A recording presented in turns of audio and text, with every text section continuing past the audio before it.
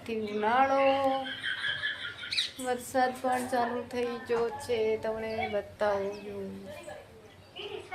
રાતે હતું વાવાઝોડું અત્યારનું આવે છે વરસાદ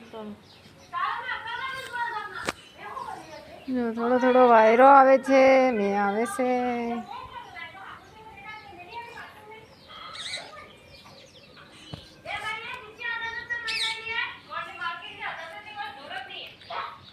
વરસાદ પણ આપણી હરા બગાડવા આવી ગયો છે